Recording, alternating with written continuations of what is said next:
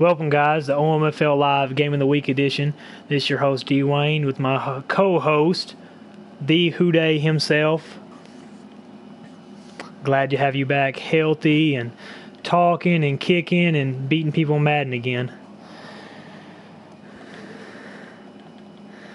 All right, guys, we're fixing to cover Week 7. We're not quite done Week 6 yet, but due to letting y'all down on a Game of the Week this last week, we're going to go ahead and jump the gun. We're going to go ahead and jump to Week 7, get it covered so that somebody will be in the spotlight this week. We got a lot of good games this week. It was pretty hard. We had a few of them to choose from, but we did narrow it down to one. It's going to be a heck of a game. Inter-division rivalry. Jaguars at Texans. Brady versus Massimo. Should be an interesting matchup. Houday, what are your first thoughts on this game?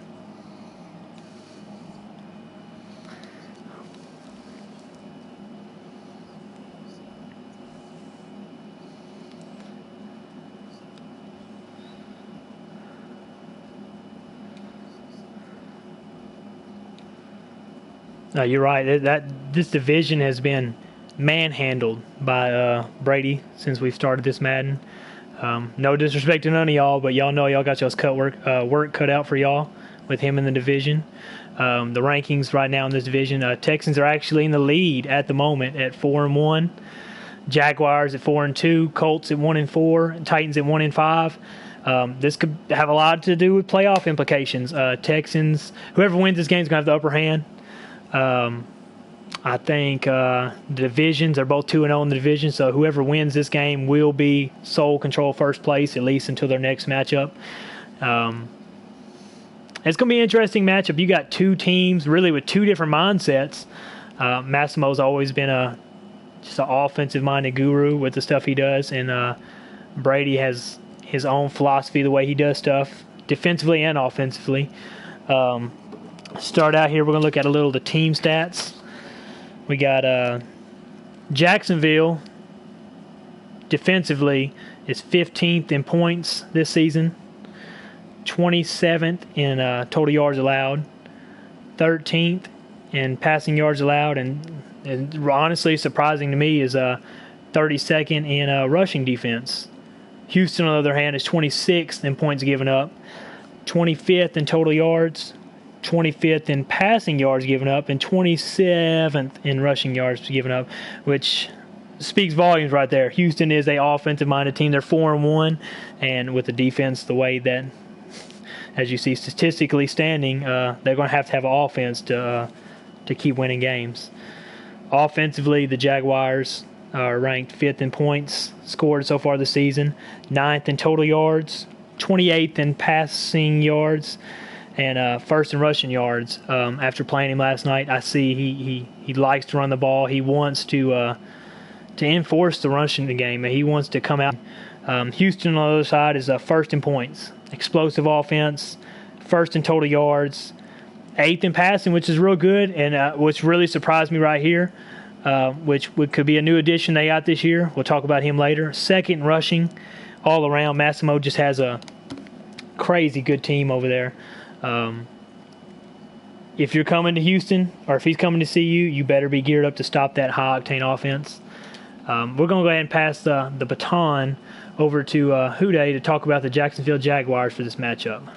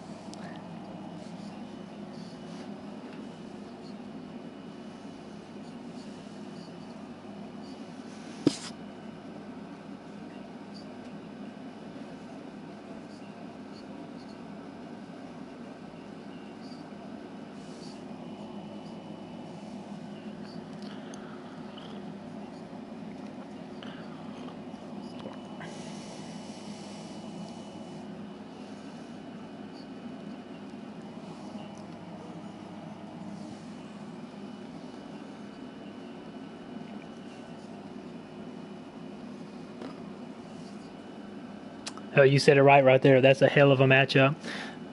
The worst rushing defense versus the number 2 rushing offense. Something's got to give. Something has to give. Why don't you tell us a little bit about some of the stars on the Jaguars team?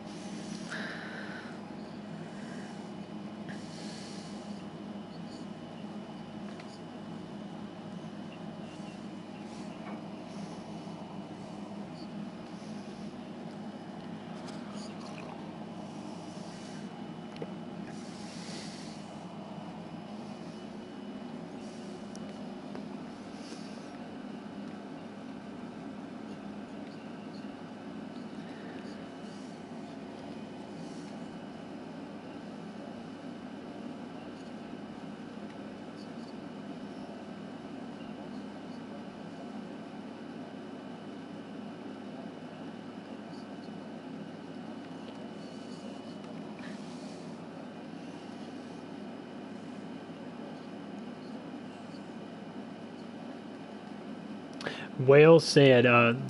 It starts and ends with the running game in Jacksonville. He's ran that 3-headed attack now for, I've only been here for this will be the 4th season. He's ran the most diverse, kind of, different running game. Most people don't run 3 people at a time like he does. It's always an interesting game to watch with Brady at the helm. We'll go over here and look at some of the Texans stats and some of the players they got. Led by a rookie this year, Darion Traynor. 1,300 yards passing, 10 touchdowns, 4 interceptions, 118 passer rating, leads the league right now. I hate to say that for Ryan's sake. He's had a great season so far. I couldn't tell you where he drafted him at or what position, but he's got a steal so far this season. Rushing attack. This is the man I was wanting to tell you about, David Johnson. He's been on a team carousel since I've been here. He was with the Cardinals, with the Panthers, and it didn't just quite work out there. But he's found his home in Houston. 67 carries, 707 yards, 10 yards a carry. 10 yards a carry. That's ridiculous. 7 touchdowns, 141 yards. Just a great player, and he's found a great team to play for. He's found a home. I would love to see Hoover get a few more touches. 7 carries, 29 yards, 4 yards a carry. Massimo, he's not a bad player. Go ahead and throw a few more carries his way. He's got a family to feed too. Receiving, leading the team, Steven Anderson, tight end. 21 catches, 409 yards. Woods, 275 yards on 10 catches. Pretty diverse. I would love to see Hopkins or Woods leading this team in receiving. But we have a long way to go, Massimo. Long way to go. And I understand that the tight end's crucial to your offense. And he leads the team with 5 touchdown catches, with Robert Woods right behind him with 2. I'm really surprised about this. I don't know if there's an injury that I'm not seeing. Will Fuller with only 3 catches for 42 yards so far this season. Anything to say about that, Houday? I don't know. Maybe he's just not using him, or is he hurt, or what's the deal?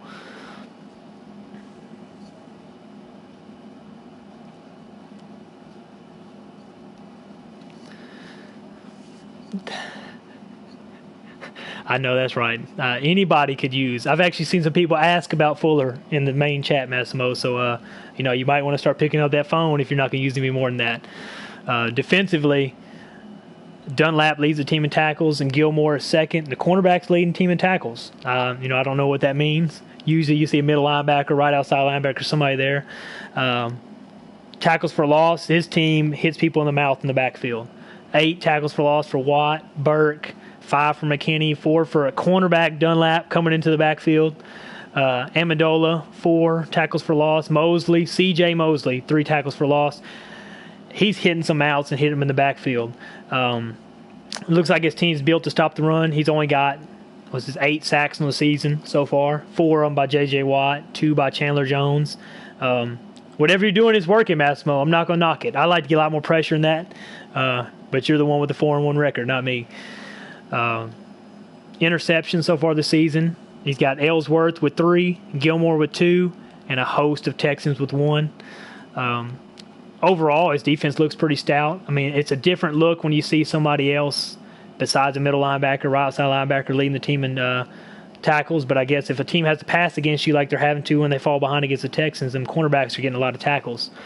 But yeah, that's a good look at the Texans and a look at what they're about. It's going to be an interesting matchup this week. It's going to go a long way towards the end of the season. Whoever wins here is going to have a foothold on the division. They're going to be being chased all season by the other team until they play again. If I had to throw a prediction on this one,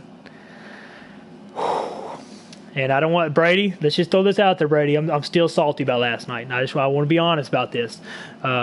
You gave me a whooping I ain't had since I got in the league.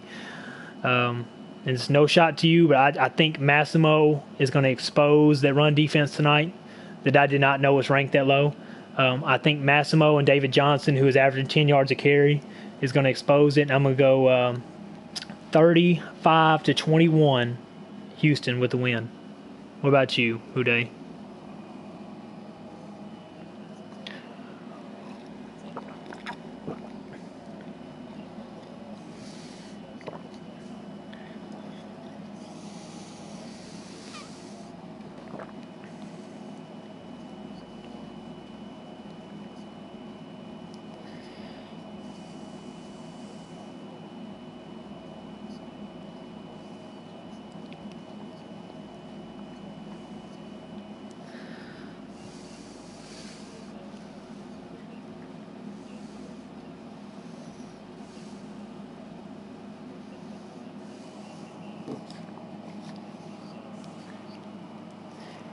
Well, there you have it. You have two predictions, two different teams. Brady proved me wrong. I want to see that 32nd ranked defense stop David Johnson the way you shut down all my running backs last night. And like you said, Huday, the unique offense Brady has, you never know what you're going to get. Last night he beat me, and he had 90 yards rushing, 90 yards passing, and beats me by 17 points. He just finds a way to win. He's found a way to win every year he's been in the league. But Massimo, like I said, Massimo has turned it around and built a team that's successful. It's just going to be a hell of a game. If y'all can tune in to watch that game, it's going to be a great one to watch. And before we close this one up and put a bow on it, we have a few little things to cover. As y'all know, the game of the week we've been covering, I've been kind of giving an early season MVP race. And Huday's been covering the Rookie of the Year race as we've been going on, just to keep everybody into it, kind of see what's going on and see some big names. And my list has completely changed. The 5 people, I don't know if it was the MVP curse that I put on all y'all's guys, but the list is gone. The list that I started the season with is gone. That just might be lack of me or what, but we have a new 5. And my first player on the list is going to be running back for the Houston Texans, David Johnson. I know we were just talking about him. He has crazy stats. I ain't even going to pull him up. Y'all just seen what happened. Y'all just seen the crazy stats he's putting up. 67 carries, 700 yards, 7 touchdowns, 140 yards a game. It's ridiculous. And he's going to be put to the test this week. We're going to see what he does against Houston. My second guy I have on the list is a guy who has wrecked me twice this year and apparently wrecks everybody he plays. Kelvin Benjamin, 31 catches, almost 700 yards, with 140 yards a game on 22 yards a catch, 4 touchdowns. The man is a man among boys. Is 6'5", 250 pounds, a receiver. That's just genetic engineering at its finest right there. We'll just leave it at that. My third one on the list is going to be cornerback, or should I say safety turn cornerback, TJ Green. He has really led the way defensively for Colin and the Colts this year. 5 interceptions, 20 tackles, tackle for loss, 3 deflections. Guy's just been a stud this year. I don't want to throw his way. And like I said, I know that Colin relies on him a lot. He's a heck of a player. We're going to keep him in this race. If he keeps putting up stats like this, he could be looking at the all-time interception for a single season. He's averaging about an interception a game right now. Should be a fun one to watch, guys. Keep tabs on this guy. My fourth guy is Mo. Mo got him this offseason, if I'm not mistaken. His defensive end, Alden Smith. Other telling of it, 32 tackles out of the defensive end. This guy is not just pinning his ears back and rushing for the quarterback. 32 tackles, 17 of them solo tackles, 6 tackles for loss, 8 sacks. The man is a beast. He He actually has a touchdown in the season, too, a 50-yard fumble return. Keep an eye on him. Keep an eye on Mo. Because if you don't, Smith will be hitting you in the mouth. And my last guy, we just covered him a few minutes ago, too. Running back from the Jacksonville Jaguars, Leroy Flynn. Or Leroy, however y'all want to say it. 77 rushes, 658 yards, 8.5 yards a carry, 8 touchdowns, 110 yards. The guy's a beast. And to put up that many yards in Brady's system, that says a lot about the guy, because them guys share a load. They know when they come into Jacksonville, they're fixing to share the carries with 2 other guys. And this guy has made the most of every carry he's had this season. And like I said, as long as he keeps it up, he'll be right here. He might be hosting the MVP trophy at the end of the season. And with that, guys, keep your guys at it. I hope I didn't curse these 5. I hope these 5 guys keep it up. I'm going to go ahead and pass the mic over to Houday and let him tell y'all about some fantastic rookies he's got in mind.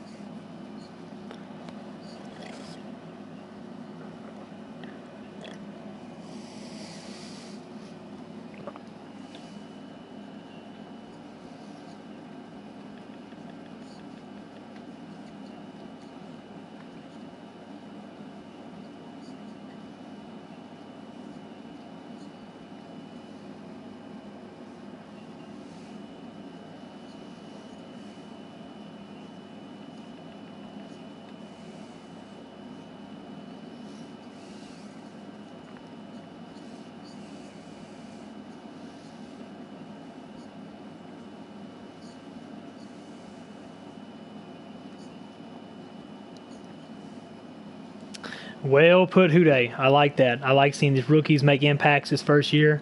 And like I said, a lot of these guys, man, Houday had his finger on them in the draft. Talked about these guys, and these guys are coming up big for their teams in the first year. It's going to be a fun one to watch. Just fun watching these guys finish the season out. And with that, guys, I think we'll call it a night. That was a good show. I hope y'all tune in to watch the Texans and Jaguars play. It's going to be a heck of a game.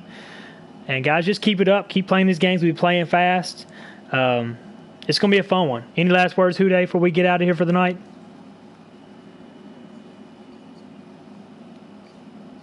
All right, guys. Y'all have a good one, and we'll catch y'all next week.